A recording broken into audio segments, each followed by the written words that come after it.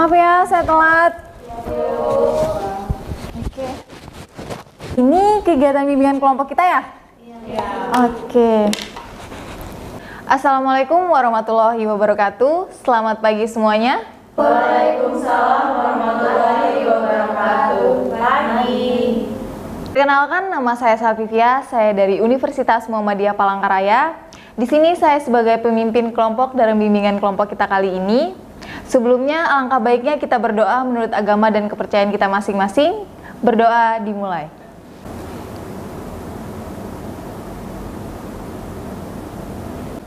Berdoa selesai. Adapun bimbingan kelompok itu sendiri, di sini saya akan menjelaskan sedikit, singkat juga, apa itu bimbingan kelompok, adapun tujuan-tujuannya, asas-asas yang ada di dalam bimbingan kelompok itu sendiri. Jadi, bimbingan kelompok itu yang dimana ada sekelumpulan orang di dalam satu kelompok yang memanfaatkan dinamika kelompok. Adapun asas-asas yang digunakan itu ada asas keterbukaan, kerahasiaan, asas kenormatifan, dan asas kesukarelaan. Ada yang bilang tak kenal maka tak sayang. Di sini saya mau teman-teman semua memperkenalkan diri masing-masing. Sembari itu nanti saya ingin teman-teman mengikuti ice breaking dari saya ya. Adapun ice breaking itu nanti saya akan memberikan clue ke teman-teman semua. Clue-nya hitung kata. Ingat ya. Fokus, clue-nya hitung kata. Contoh, tas itu 1.000, buku itu 2.000. Berapakah dari nama saya? Nanti saya akan memberikan benda ini ke temannya. Nanti temannya bisa sembari berlanjut ke teman yang lainnya dengan menyebutkan namanya dan menebak nama teman sebelumnya. Ini saya beri contoh ya. Nama saya Salvivia. Berapa ribu dari nama saya? Salvivia. 4.000. Perkenalkan, nama saya Krisna. Berapa ribu dari nama saya? Namanya Krisna. Ya. 2.000 benar? Ya, benar. Perkenalkan, nama saya Anggi. Berapa ribu dari nama saya? 2.000. Benar.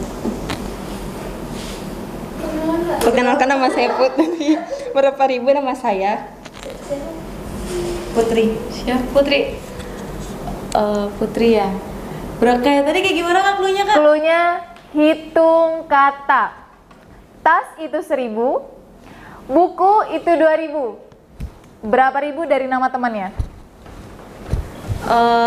Tas kan 1.000, buku 2.000. 2.000 nggak sih? Benar nggak? Benar?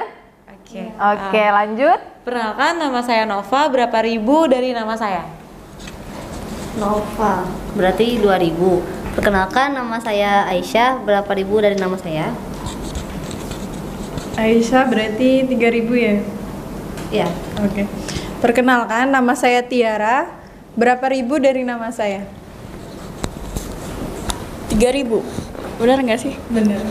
Perkenalkan, nama saya Ayu. Berapa ribu kah dari nama saya? 2.000, benar nggak, Mbak? Betul tidak? Ya. Perkenalkan, nama saya Ayo. Ajijah. Yang mana yang benar ini? Fokus. Clue-nya hitung kata. Perkenalkan, nama saya Ajijah. Berapa ribu kan nama saya? Perkenalkan, nama saya Ana. Ajijah ya tadi namanya? Ajijah. 3 ya? 3 apa 2? Gimana Dua, teman-teman? 3 apa 2? 3 ya? Oh 3. 3 ya. 3 Bu. Perkenalkan, nama saya Ana. Berapa ribu nama saya? Berapa kata? Gimana sih? Berapa ribu dari nama saya? Boleh? Namanya Ana. 2 kata? Betul? Betul. Berapa? Ana, berapa kata? 2.000. 2.000? Betul? Betul. Oke, terima kasih. Dalam kegiatan ini nanti, saya harap semua teman-teman bisa mengikuti dengan tertib. Apabila ada yang ingin bertanya, ada yang ingin mengeluarkan pendapat, bisa mengacungkan tangannya. Dan juga nanti bisa memberikan pendapat setelah temannya berbicara agar tidak memotong pembicaraan teman-temannya.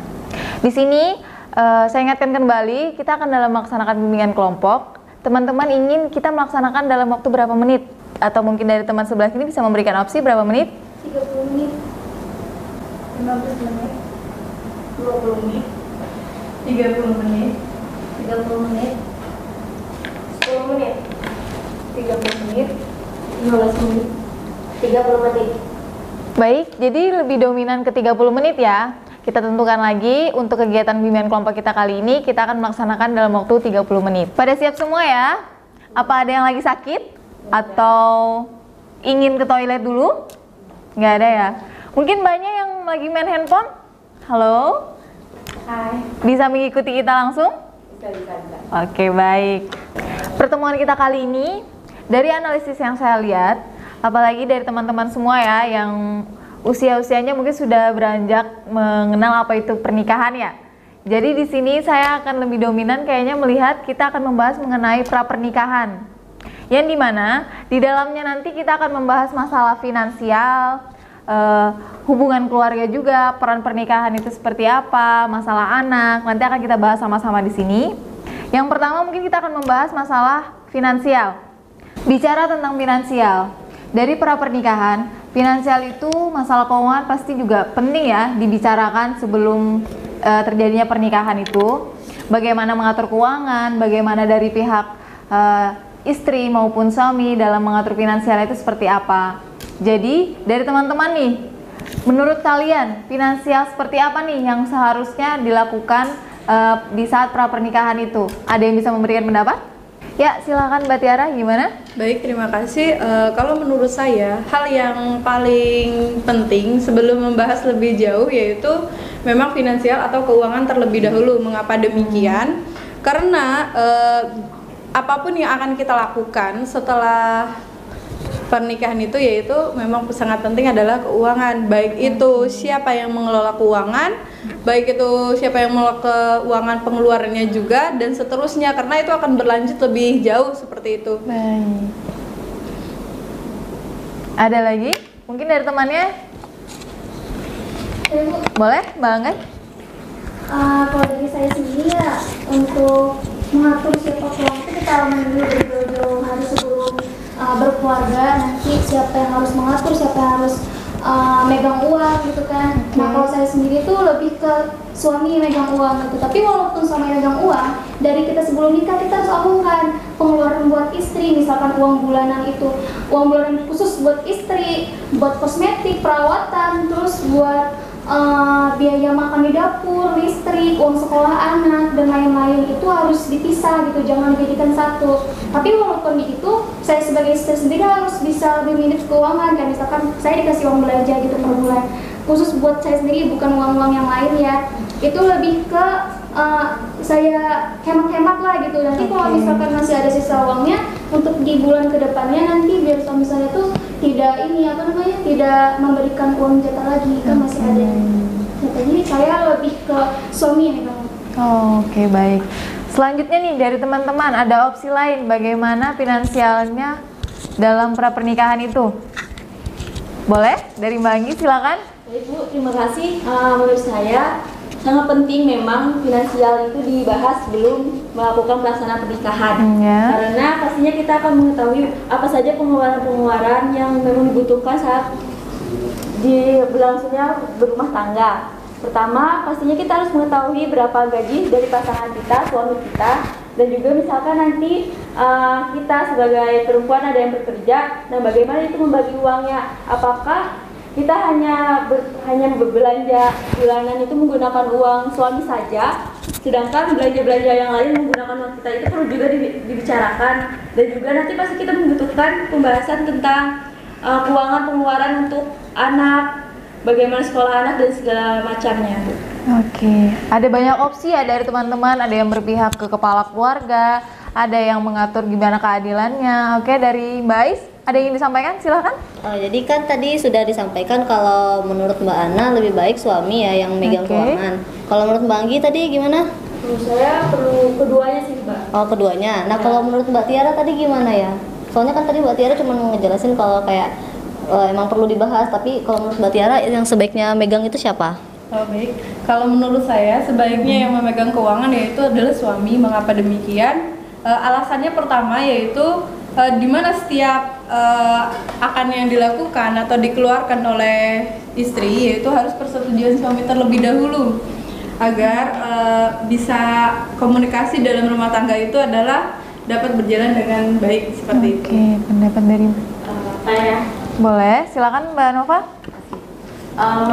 Saya kurang setuju dengan pendapat Mbak Tiara karena harus suami yang memegang uang. Menurut saya pribadi, saya lebih setuju dengan ke Anggi karena uang itu kan sifatnya sensitif dan itu harus keterbukaan. Tapi kalau menurut saya pribadi, saya lebih condong ke si istri. Karena apa? Karena istri itu yang belanja, istri yang tahu berapa habisnya. Kalau memang misalkan nih dikasih 1 juta, ini 1 juta untuk duit bulanan, untuk duit dapur, bukan untuk skincare dan lain-lain. Untuk duit dapur saja itu bisa 1 juta. Jadi kalau misalkan manggilnya misalnya Pak aja, Pak saya tadi habis belanja ini habisnya segini. Jadi suami itu tahu. Jadi yang megang tuh cukup istri aja. Kalau uang skincare dengan nafkah yang lain itu berbeda menurut saya. Jadi lebih baik, kalau menurut saya lebih baik si istri saja sih seperti itu. Bagus sekali ya pendapat Mbak Nova. Gimana nih dari teman-teman? Ada yang masih ngerasa sebaiknya tuh seperti ini loh masalah finansial itu gitu. Ada lagi pendapat dari teman-teman? Kayaknya udah jelas sih Bu. Udah jelas kayaknya. Cukup jelas ya? Ya. Iya.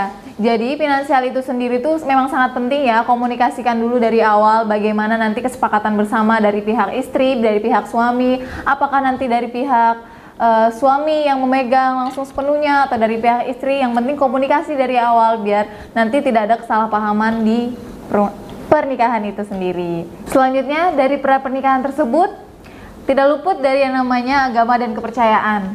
Bagaimana nih dari pendapat teman-teman? Kita kan ada berbagai macam agama ya, ada yang Muslim, ada yang non juga, mungkin Kristen. Di ruangan ini pasti ada nih, mungkin dari Mbak Krisna ya, yang Kristen. Bagaimana pandangan dari Mbak Krisna masalah agama dari pernikahan tersebut? Boleh dari Mbak Krisna? Kalau di agama kami, kalau mencari pasangan hidup itu sesama Kristen dan harus tahu bagaimana adatnya, tradisinya seperti apa. Jadi harus jelas dan bagaimana nanti ketika mereka sudah menjadi pasangan, mereka harus tahu ini adatnya gimana, tradisinya gimana. Jadi mereka tahu tujuan mereka untuk melakukan adat dan tradisi tersebut. Oke. Dari adat itu ya. Mungkin dari yang teman kita, boleh Mbak Ais, bagaimana dari pendapatnya mengenai agama dan kepercayaan itu? Oke.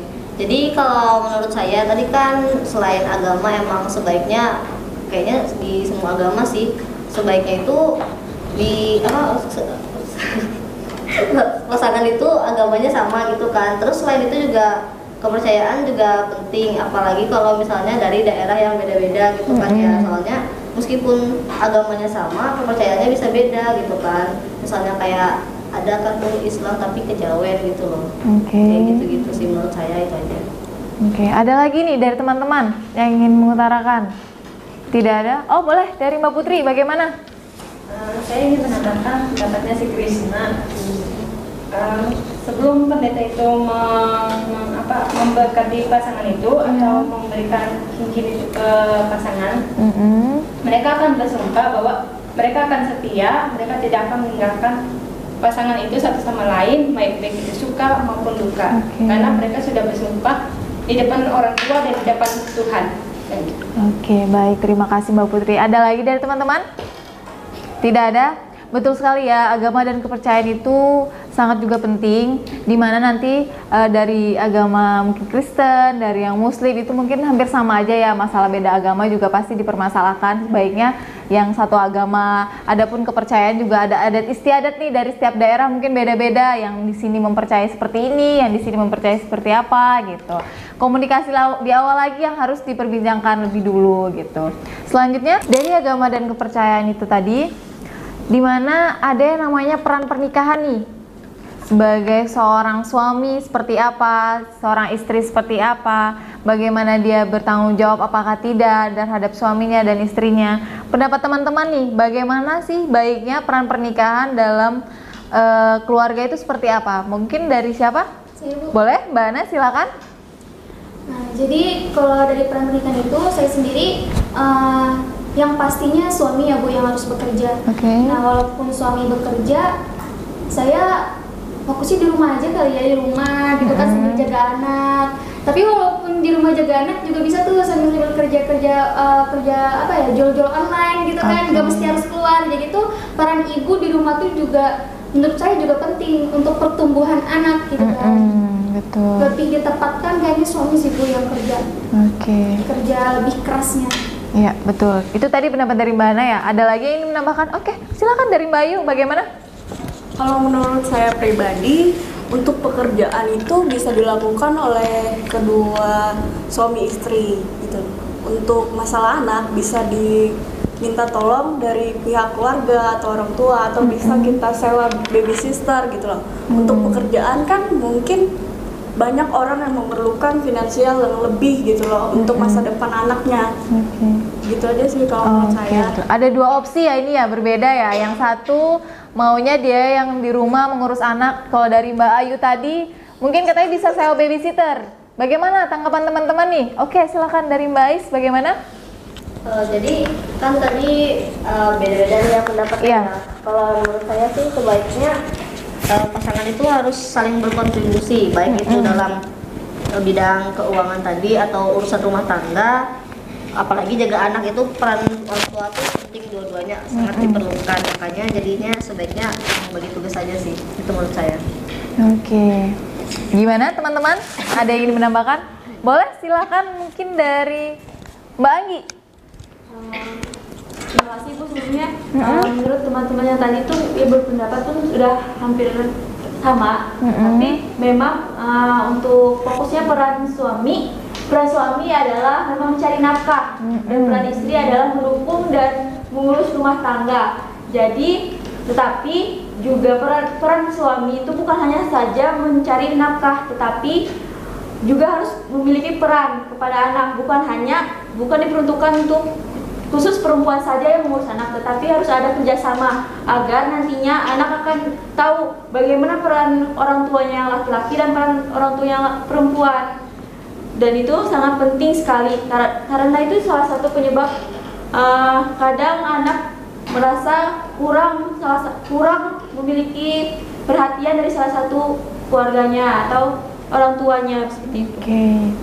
Maunya adil ya dari pihak suami maupun istri dalam mengasuh anak. Gimana teman-teman? Ada yang ingin menambahkan lagi? Tidak ada? Dari peran pernikahan itu bisa mungkin diambil kesimpulan ya. Ada beberapa opsi tadi. Kesepakatan awal lagi seperti apa? Mungkin dari keluarga yang A maunya nanti sama-sama mengurus anak, yang orang tua laki juga bisa berkontribusi juga, tidak lupa untuk mengasuh anak juga, yang di ibu juga. Mungkin nanti dari keluarga sini nih yang memang finansialnya bagus nih, pekerjaan juga mapan dari ibu ataupun ayah, tapi maunya anaknya tuh diurus sama orang lain melalui babysitter gitu. Itu tidak jadi masalah asalkan dari pihak keluarga semuanya menyetujui dan sepakat, tidak ada komunikasi yang terlewatkan agar tidak terjadinya kesalahpahaman. Nanti dibilang suami tidak mau membantu istri, istri juga lalai terhadap tugasnya di rumah sebagai seorang istri, ngurus anaknya juga gitu. Baik, membahas pernikahan. Pasti ada aktivitas dan target yang bisa dibicarakan lebih dahulu ya kan bersama pasangannya. Bagaimana nanti setelah menikah atau ada perbincangan sebelumnya nih, aktivitas apa sih yang mau dilakukan gitu, target apa sih yang mau dicapai di setelah pernikahan itu gitu. Mungkin dari teman-teman bisa memberikan pendapatnya bagaimana nih, atau yang punya target misalkan dia udah menikah nantinya gitu. Boleh? Boleh, silakan dari Mbak Aziza gimana? Mungkin targetku setelah menikah membangun usaha seperti membuka kos gitu. Membuat kos ya. Baik, ada lagi? Mbak Ana bagaimana?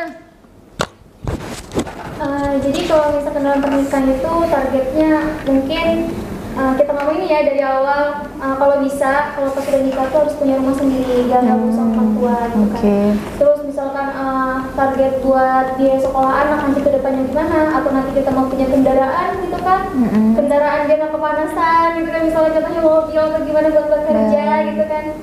Nah jadi dalam pernikahan itu harus diomongin baik-baik lah apa aja nanti pengeluarannya, terutama rumah sih.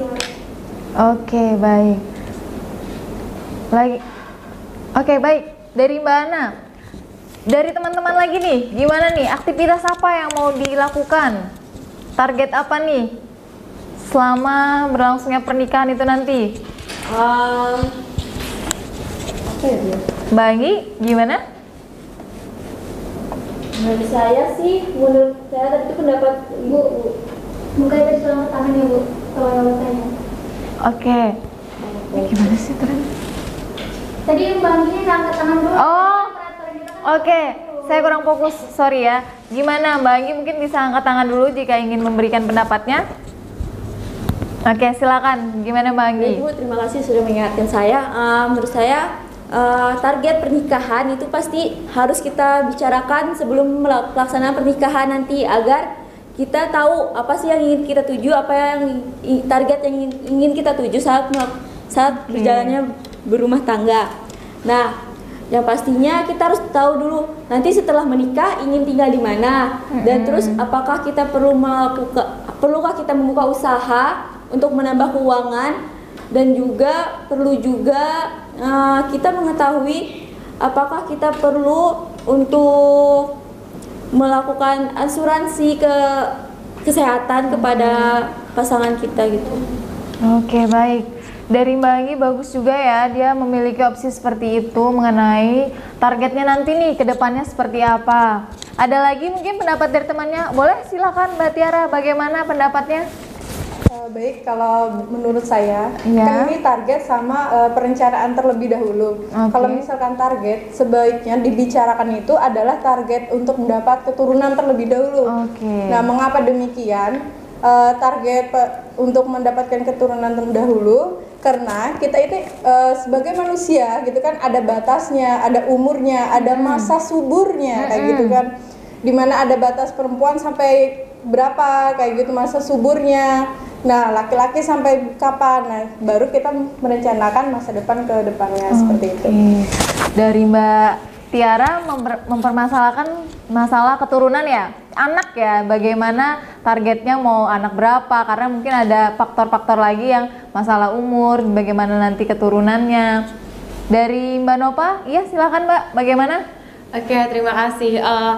Benar apa yang dibilang dengan Mbak Tiara, tapi saya kurang setuju kalau untuk memprioritaskan anak, karena tidak semua orang itu bukan tujuannya pasti untuk memiliki anak, tapi tidak semua orang langsung dikaruniai langsung dengan punya anak. Ada yang bisa kita tunda dulu ya, atau kita fokus bikin rumah dulu, kita fokus ini dulu, karena tidak mau memikirkan oh nanti kita udah punya rumah tapi kita udah punya anak tapi belum punya rumah, takut ada omongan ini itu segala macam. Atau misalkan kita udah punya anak tapi kita masih ngontrak, kasihan anaknya segala macam. Jadi mungkin ada beberapa orang yang berpikir lebih baik kita punya yang jelas dulu, kayak rumah dulu, kendaraan dulu, untuk kita pulang pergi baru untuk bisa memiliki anak. Itu menurut saya. Kalau benar sekali, saya tidak bilang salah ya, kalau masa subur perempuan itu ada batasnya, laki-laki juga ada batasnya, dan tidak semua perempuan dan laki itu subur seperti itu. Oke, bagus sekali ya Mbak Nova ya. Bagaimana dari teman-teman opsinya nih? Tidak ada kah lagi pendapat lain? Oke, dari Mbak Ana bagaimana? Saya ingin menambahkan, mungkin betul ya kata teman-teman semua tadi, ada yang dari saya sendiri kan target kan harus punya rumah dulu gitu kan, terus tadi dari Mbak Tiara harus punya anak dan lain-lain. Ya mungkin betul kata teman-teman semua, saya cuma menambahkan target kita tuh namanya berkeluarga pasti pengen enak ya, pengen hidup tentram, sejahtera, ya harus punya rumah sendiri, punya anak, punya kendaraan, terus pengeluaran semuanya aman, punya usaha kecil-kecilan atau punya cabang di mana-mana usahanya gitu kan. Nah kalau misalkan untuk anak sendiri ya, kalau kita walaupun tadi Mbak Tiara untuk harus punya anak dulu, tapi kalau misalkan betul kata Mbak Nova tadi, nggak semua orang itu subur, tapi kalau emang udah diberikan rezeki sama Allah, udah dikasih baru nikah atau belum nyampe setahun udah punya anak, ya mau nggak mau kita harus nerima itu, tidak mungkin lah kita menunda gitu. Jadi tergantung dari kita-kitanya lagi lah menjalani itu. Oke, baik, bagus sekali ya. Tadi kita langsung membahas ke anak ya. Tadi saya bilang di awal kita akan membahas masalah anak. Ternyata di sini kita udah langsung masuk nih pembahasan anak tadi. Betul sekali dari Mbak Tiara, Mbak Nova, bagaimana sebaiknya kalau misalkan ada opsi yang bilang mending kita finansial dulu nih yang diutamakan dulu agar nanti anak ini bahasanya tercukupi lah kalau misalkan memang sudah ada kehadirannya anak. Ada juga yang memang kalau misalkan memang udah diberi rezeki, udah diberi anak duluan, tidak jadi masalah juga gitu kan. Kenapa? Ada yang ingin memberikan tanggapan? Tidak ada? Oke, baik. Jadi pembahasan masalah anak juga udah masuk di sini ya. Oke. Karena kita sudah memasuki pembahasan masalah anak, bagaimana nih pendapat teman-teman mengenai pola asuh, pendidikan anaknya maunya nanti seperti apa gitu kan? Peran orang tua terhadap anaknya juga gimana nanti kan? Apakah nanti anaknya bakal disekolahkan di mana gitu kan? Pasti bagaimana ajaran yang sebaiknya kalian terapkan ke anak itu gitu kan?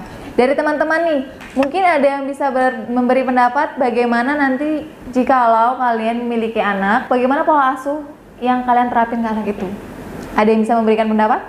Silakan Mbak Anggi. Baik, dari saya, kalau misalkan gimana nanti anak, saat nanti saya memiliki anak, pastinya saya harus mendidiknya terlebih dahulu dengan didikan orang keluarga. Nah, karena itu sangat penting itu pendidikan dari keluarga terlebih dahulu sebelum anak kita interaksikan ke orang lain, ke sekolah-sekolahnya. Itu sangat penting. Dan juga bukan hanya istri saja yang mengasuh anak, mendidik anak, tetapi ada juga peran dari suami. Itu sangat penting karena agar seimbang pola asuhnya, pola didiknya seperti apa kepada anak. Karena pasti kalau misalkan dari orang istri pasti ada lemah lembutnya bagaimana mengajarkan anak, sedangkan kalau yang tegasnya mungkin dari suami yang harus kita dapatkan, karena itu pola asuh yang harus seimbang untuk anak. Maaf Mbak Nova, bisa angkat tangannya dulu. Jika ingin memotong silakan. Selesai ya Bu, saya belum selesai Bu. Oke, kita lanjutkan ke Mbak Anggi dulu karena Mbak Anggi masih berbicara. Jadi saya juga itu sangat penting kan Bu. Jadi nanti misalkan kalau saya sendiri yang kata Ibu sebut bagaimana nanti target untuk menyekolahkan anak. Nah, untuk menyekolahkan anak itu untuk saya sendiri nantinya mungkin saya harus memberikan pendidikan yang berdasarkan keislaman untuk anak saya sendiri, karena pastinya haruslah sesuai dengan yang saya targetkan kepada nanti dengan suami saya. Baik, terima kasih. Boleh Mbak Nova, silakan. Saya ingin bertanya kepada Kak Anggi, karena kan tadi pola asuh itu harus didasar dengan kedua orang tua ya. Tapi bagaimana kalau misalkan seorang ayahnya itu TNI atau kerja di tambang yang jarang pulang, jarang ketemu anak, bagaimana dia akan membantu untuk pola asuhnya, sedangkan saja berinteraksi saja jarang. Bagaimana dia mendapatkan ketegasan kalau misalkan ibunya yang sangat-sangat lemah lembut seperti itu?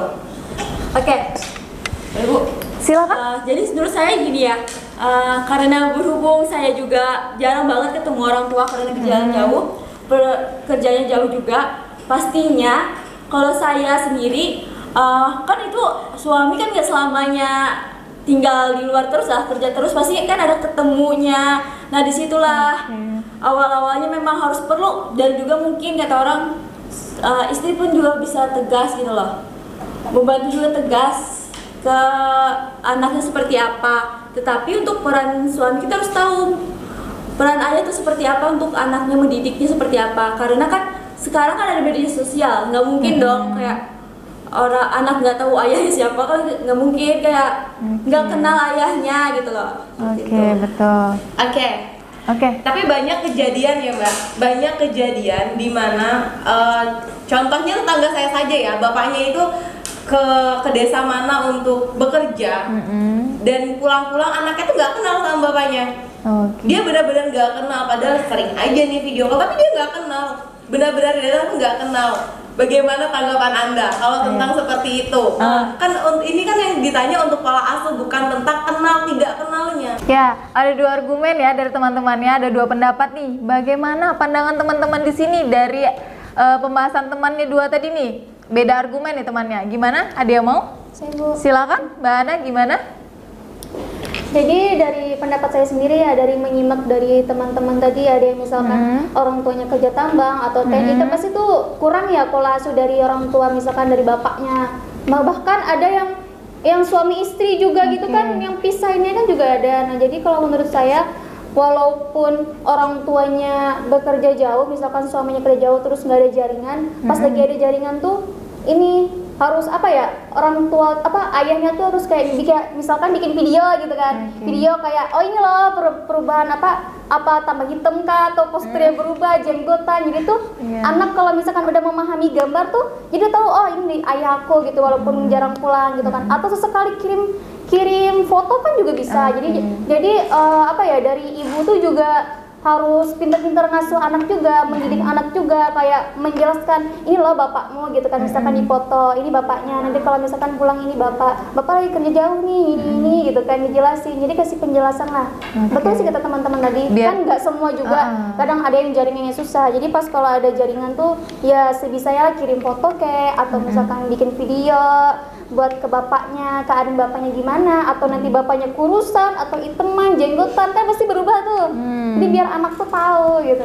Betul sama sih kata teman tadi. Biar tetap ada komunikasi ya antara bapaknya mungkin yang jauh di sana sama anaknya yang di sini gitu. Dari teman-teman ada lagi? Tidak ada? Oke, baik, betul. Ada lagi? Silakan jika ada yang ingin bertanya, acungkan tangannya. Oke, Mbak Tiara, gimana?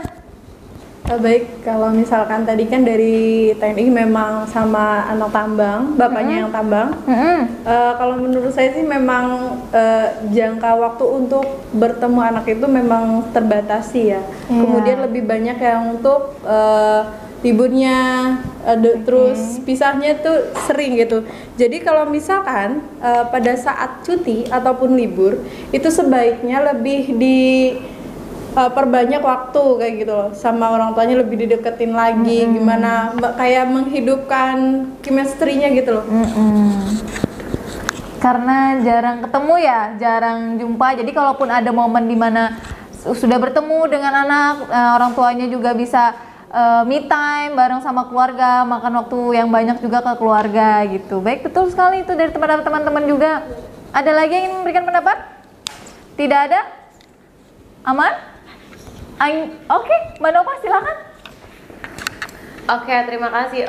Mungkin untuk anak sendiri itu kan kata teman-teman tadi mau pola asuhnya dari istri atau suaminya itu nggak apa. Tapi kalau mungkin untuk anak yang sudah usia PAUD atau sekolah yang orang tuanya sama-sama berkarir atau kerja, mungkin itu lebih baik dititipkan ke penitipan anak atau di PAUD, kan ada di PAUD kan sekarang. Nah habis itu kalau enggak pakai baby sister, tapi itu tergantung lagi dengan keputusan dari orang tuanya, atau nanti mau dititipkan ke kakek neneknya kah atau seperti apa kah gitu. Itu kan tergantung. Tapi kalau misalkan salah satu keberatan, ya aku nggak mau nih dititipin ke penitipan anak, takutnya dia lecet-lecet segala macam seperti itu sih. Itu kan lebih ke peran orang tua juga nih ya. Ya, baik, terima kasih. Ada lagi? Cukup? Oke, betul ya. Jadi semua opsi dari teman-teman itu sebenarnya baik, karena dari pandangan orang beda-beda ya. Dia maunya seperti apa, itu pasti ada pro dan kontra juga nih, nanti dari pihak mana ke pihak mana gitu. Tapi itu semua tidak jadi masalah, karena kembali lagi yang penting komunikasi itu penting sekali dalam suatu hubungan gitu kan. Tadi kita membahas masalah anak ya. Selanjutnya nih ada pembahasan masalah hubungan keluarga. Bagaimana menurut kalian hubungan keluarga yang baik antara mungkin suami ke istrinya bagaimana, ataupun bisa jadi hubungan antara mertua dengan menantu nih, bisa kan? Entah itu berhubungan baik atau tidak, sebaiknya bagaimana, ataupun hubungan di dalam internal keluarga kecil dulu, sebaiknya itu seperti apa antara anak ke orang tua atau dari orang tua nih, suami istri ke anak bagaimana gitu. Dari teman-teman ada yang bisa memberikan pendapatnya? Hubungan keluarga yang baik itu seperti apa gitu? Boleh? Dari Mbak Aziza? Silakan. Menurut saya sih harus ada komunikasi sama keluarga. Komunikasi ya, terus? Oh itu aja. Selanjutnya? Oke, silakan Mbak Ana dulu ya. Hubungan dalam keluarga ya, kalau menurut saya sih sebelum kita menjalin apa sih Bu? Yang kayak ini apa sih? Silaturahmi. Menjalin apa sih? Apa? Silaturahmi? Iya, oke. Apa Bu kalau misalkan nikah tuh Bu? Kalau udah berkeluarga pasti sebelum nikah tuh? Apa? Lamaran? Tunangan? Agak sedikit maaf ya ini kalau misalkan kita sebelum nikah kan kita harus membicarakan dulu nih gimana nanti kedepannya gitu kan hubungan keluarga. Nah kalau misalkan bernikah tuh pasti otomatis keluarga dari suami saya tuh kan otomatis jadi keluarga saya juga. Jadi harus saling memahami lah, jangan memisah-misahkan antara suami dan keluarga orang tuanya gitu kan. Harus lebih adil kan ada tuh yang kayak misalkan suaminya tidak dibolehkan terlalu baik sama sama orang tuanya kayak ngasih uang terlalu berlebihan itu kan nggak boleh. Tapi kan kita tidak boleh kayak gitu. Jadi kalau misalkan dan juga kalau ada orang tua dari suami saya misalkan ada punya masalah konflik dari antara adiknya atau bapaknya gitu kan atau abangnya, nah itu kalau bisa kita harus menyatukan lah gitu biar lebih baik lagi gitu keluarganya. Jadi harus sama-sama saling memahami lah intinya. Baik sekali, benar ya. Gimana teman-teman? Oke, boleh silakan dari Mbak Putri, silakan. Pernikahan itu kan akan menyatukan dua keluarga, pihak laki-laki sama pihak perempuan. Jadi dengan adanya komunikasi juga adanya keterbukaan sama kejujuran. Karena kejujuran sama keterbukaan itu merupakan hal yang penting saat pernikahan. Karena kalau misalnya nggak ada keterbukaan atau kejujuran, maka rumah tangga itu mungkin bisa pecah atau adanya akan perceraian. Oke, baik, betul. Ada lagi? Atau bisa juga anak yang akan menjadi korbannya, apakah dia akan mengikuti bapaknya atau mengikuti ibunya gitu. Ya, anak yang akan bingung mengikuti. Oke, betul ya. Gimana pandangan teman-teman nih? Ada lagi? Silakan. Oke, dari silakan Mbak Krisna. Hampir sama ya sama Mbak Putri tadi. Sebagai pasangan itu pertama itu kejujuran dan keterbukaan karena itu paling utama dalam pasangan. Karena ada terbuka dan kejujuran itu pasti ada keharmonisan dalam rumah tangga. Dan dengan orang tua juga paling utama juga bagaimana hubungan mereka itu dengan orang tua atau mertua agar hubungan mereka lebih baik lagi, ada keterbukaan dan kejujuran. Paham. Bagus ya. Gimana? Ada yang ingin memberikan lagi? Boleh? Oke, dari Mbak Aisyah. Oke, silakan Mbak Ais. Bagaimana pendapatnya? Kalau menurut saya berdasarkan pendapat-pendapat sebelumnya ya, emang penting sih keluarga besar itu juga perlu diawasi gitu kan, maksudnya kayak hubungan antara keluarga satu dan keluarga lain. Tapi yang lebih utama itu kalau menurut saya itu keluarga kecil dulu. Jadi kita perlu komunikasi yang baik dulu. Jadi kalau misalnya emang ada masalah nih di antara kita dan pasangan kita, itu tuh yang penting anak jangan sampai terbawa. Itu dulu yang utamanya. Kalau menurut saya begitu. Oke, baik, terima kasih. Betul ya. Jadi dari beberapa pendapat teman-teman ini bagus semuanya. Ada lagi yang ingin memberikan? Cukup? Ada lagi? Oke, silakan. Dari Mbak Anggi. Gimana Mbak Anggi? Menurut saya sebelum itu kan pastinya kita kan itu sudah permasalahan langsung ya Mbak. Yang saya tanggapi dari teman-teman yang saya dengar tadi, pastinya sebelum kita melaksanakan pernikahan, pastinya kita harus tahu dulu apakah hubungan keluarga pasangan kita tuh baik atau tidaknya, agar nantinya saat pelaksanaan kegiatan, acara pernikahan atau apa, takutnya nanti ada permasalahan atau ketidaksamaan pendapat terhadap kedua belah pihak keluarga. Jadi harus diomongkan terlebih dahulu. Oke. Cukup? Cukup. Ada lagi? Tidak ada ya? Benar ya, hubungan keluarga itu penting juga karena sebelum nih ada beberapa pendapat temannya yang bilang hubungan keluarga baiknya di keluarga kecil dulu agar nanti misalkan permasalahan di keluarga kecil tidaklah lagi masuk keluar, maksudnya keluar dari ranah keluarga kecil itu gitu. Begitu juga sebaliknya nanti ada hubungan lagi dulu sama menantu, antara menantu dan mertua, komunikasinya bagaimana, silaturahminya bagaimana, itu juga penting ya dikondisikan agar keluarga itu tetap harmonis dan tetap baik-baik aja, tidak ada permasalahan, tidak ada kesalahpahaman gitu. Terima kasih. Ada lagi yang memberikan pendapat? Oke, baik. Ya, dari pembahasan kita tadi nih, bagaimana, saya ingin tahu nih dari teman-teman semua nih, bagaimana sih komitmen teman-teman apabila nih, siapa tahu ya kan, dari teman-teman ada yang sebentar lagi melangsungkan pernikahan, atau nanti ada yang berapa bulan kemudian, atau mungkin setelah lulus, mungkin mahasiswa-mahasiswa di sini ya kan, bagaimana entah melihat temannya memberikan komitmen seperti apa nih dari pembahasan kita tadi, dari pandangan teman-teman sendiri. Mungkin bisa dimulai dari sebelah sini ya, Mbak Ana, silakan. Komitmen dari saya mendapatkan banyak materi ya dari sini ya, dari pendapat teman-teman semua gitu kan.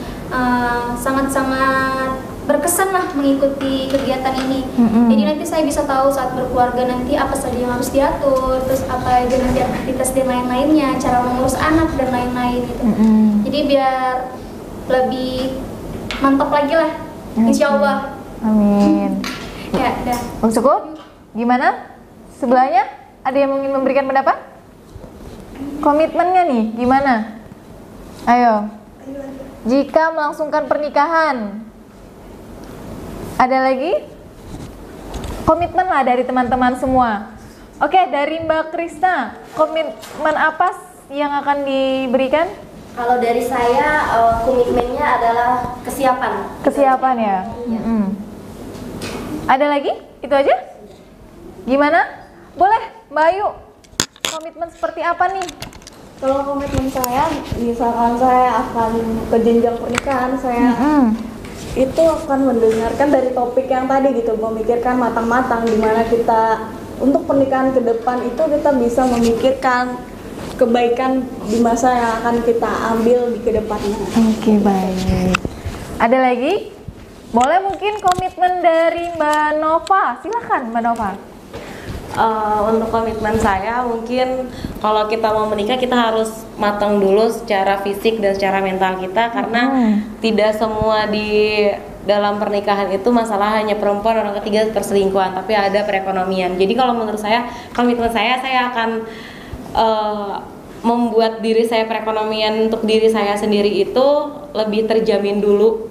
Kalau sudah memang sudah dan ada calonnya kan bisa, kalau memang menurut saya sudah cukup perekonomian saya. Misalkan keinginan kita kerja dulu, kita punya harfi dulu atau kita punya rumah dulu, kita baru menikah. Itu komitmen saya seperti itu sih. Iya, makasih Mbak Nova. Komitmennya bagus ya. Gimana nih teman-teman komitmennya? Ada lagi? Mbak Putri? Mbak Ais gimana? Komitmen apa nih yang bisa diterapkan? Hayo. Oke, silakan. Kalau saya nih ya, komitmen saya itu sebelum menikah pastinya nih kita perlu banget kan mengenal pasangan. Jadi komitmen utamanya itu ya komunikasi yang baik dulu. Jadi sebelum kita melakukan berbagai hal lainnya seperti membangun rumah tangga itu kita harus berkomunikasi dengan baik dan benar dulu dengan pasangan. Kita harus mengenal pasangan dengan baik terlebih dahulu. Itu aja menurut saya. Itu komitmennya baik sekali. Gimana komitmen teman-teman yang lain nih? Ada lagi dari Mbak siapa? Silakan Mbak Tiara, boleh. Baik, kalau misalkan suatu saat pastikan nih untuk berumah tangga, jadi komitmen saya dan pasangan saya itu tetap akan menjaga suatu komunikasi baik itu saya dan pasangan saya dengan kedua orang tua kami, seperti itu. Oke, cukup singkat ya. Gimana teman-teman yang lain? Oke, silakan nih, ada Mbak Putri. Bagaimana Mbak Putri? Menurut saya komitmennya itu saya akan mencari dulu latar belakang pasangan saya, bagaimana keluarga dia, bagaimana lingkungan dia. Jadi saat setelah menikah saya tidak akan menyesal bahwa saya telah menikahi dia. Oke, begitu ya. Mungkin tadi sebelahnya Mbak Anggi tadi ingin memberikan pendapat ya? Komitmennya seperti apa? Terima kasih. Komitmen saya sebelumnya pembahasan pernikahan ini sangat menarik karena pastinya nanti mungkin ada yang berpikir untuk setelah berkuliah tuh ingin menikah langsung atau apa. Tapi yang pastinya sebelum itu saya harus mengkomunikasikan dulu dengan pasangan, harus tahu dulu tujuan dan visi misi antara saya dan pasangan saya nantinya itu harus disiapkan terlebih dahulu sebelum pelaksanaan pernikahan, karena agar nantinya kita harus tahu bagaimana menyelesaikan permasalahan-permasalahan yang sudah terjadi nantinya mungkin. Oke, betul. Siapa lagi komitmennya nih? Mbak Aziza, Mbak Krisna, bisa? Oh, mungkin Mbak Krisna dulu ya? Gimana? Sudah? Sudah, tadi Krisna sudah. Oh sudah, Mbak Aziza ya belum ya? Oh saya mau dengar dari Mbak Aziza dulu nih, gimana? Komitmen saya sih setelah menikah nanti saling terbuka aja. Saling terbuka, oke. Sudah. Komunikasinya ya, oke baik. Mengingat topik pembahasan kita mengenai pra-pernikahan sudah kita bahas semua tadi ya. Bagaimana dari awal kita membahas finansial sampai akhirnya kita membahas masalah ada juga hubungan keluarga gitu. Nih dari teman-teman nih, mengingat waktu kita sudah hampir mendekati 30 menit ya sesuai kesepakatan awal. Saya ingin tahu nih, teman-teman pesan dan kesannya atas kegiatan kita dari awal tadi sampai akhir ini sebelum kita mengakhiri kegiatan ini ya. Saya ingin mendengar nih masukan dari teman-teman, bagaimana? Ada yang bisa memberikan pendapatnya? Pesannya gimana? Kesannya?